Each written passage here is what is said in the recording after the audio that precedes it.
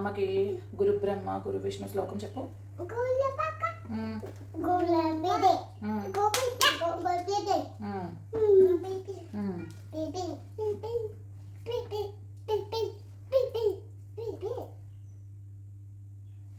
బాగుందేనన్నా, నీకు కూడా వేస్తానే.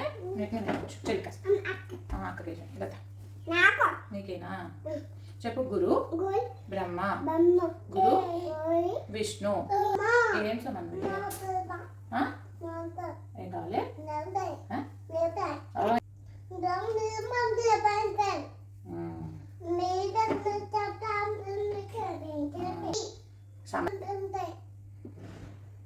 భలే ఉండేదాన్ని క్లిప్స్. బాగుంది బాగుంది.